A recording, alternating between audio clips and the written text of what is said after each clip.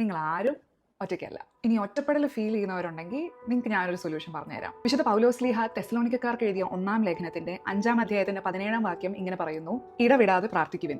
ഈ പ്രാർത്ഥനയുടെ കാര്യത്തിലോട്ട് വരുമ്പോൾ നമ്മളിൽ ഭൂരിഭാഗം ആൾക്കാരും കൺസിസ്റ്റന്റ് അല്ല. നമുക്ക് ആഗ്രഹം ഇല്ലാത്തതുകൊണ്ടായിരിക്കില്ല, പക്ഷെ നമ്മളെ കൊണ്ട് സാധിക്കാറില്ല. ചിലപ്പോൾ നമുക്ക് ഒറ്റയ്ക്ക് ഒരു സ്ഥലത്ത് ഇരിക്കാൻ ബുദ്ധിമുട്ടുണ്ടായിരിക്കും, സ്റ്റില്ലായിട്ട് ഇരിക്കാൻ ബുദ്ധിമുട്ടുണ്ടായിരിക്കും, അല്ലെങ്കിൽ എങ്ങനെ വാക്കുകളിൽ പ്രാർത്ഥന എക്സ്പ്രസ് ചെയ്യുമെന്ന് അറിയാൻ മേലാത്തവരുമായിരിക്കും. പക്ഷെ പ്രാർത്ഥന നമ്മൾ വിചാരിക്കുന്നതിലും സിമ്പിൾ ആണെങ്കിലോ?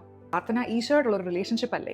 അപ്പം ആ റിലേഷൻഷിപ്പ് വളർത്താൻ ഞാൻ കുറച്ച് ടിപ്സ് പറഞ്ഞുതരാം. ഫോർ എക്സാമ്പിൾ, ഞാൻ ദിവസത്തിന്റെ പല സമയങ്ങളിൽ മനസ്സിൽ ഈശോയോട് സംസാരിക്കാറുണ്ട്. ഞാൻ ഇച്ചിരി ടെൻഷനിലായിരിക്കുമ്പോൾ ഞാൻ പറയും, ഈശോയെ എന്നെക്കൊണ്ട് ഇത് പറ്റത്തില്ല.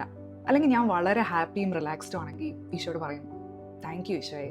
അല്ലെങ്കിൽ എന്തെങ്കിലും ഒരു കാര്യം ചെയ്തുകൊണ്ടിരിക്കുമ്പോൾ എനിക്കെന്തോ ചെയ്യാൻ പറ്റുന്നില്ല എന്ന് തോന്നുമ്പോൾ ഞാൻ പറയും, ഈശോയെ എന്നെ സഹായിക്കണേ. ഇങ്ങനെ ദിവസത്തിന്റെ ഓരോ ഘട്ടങ്ങളിലും ഈശോയുടെ കോൺവെർസേഷനിലായാൽ നമ്മൾ ഒരിക്കലും ഒറ്റയ്ക്കല്ല. Prayer doesn't start with discipline, it starts with awareness. അപ്പോൾ ഈശോയായിട്ട് ഇങ്ങനെ ഒരു റിലേഷൻഷിപ്പിൽ നിങ്ങൾ ജീവിക്കാൻ തുടങ്ങുമ്പോൾ നിങ്ങൾക്ക് മനസ്സിലാകും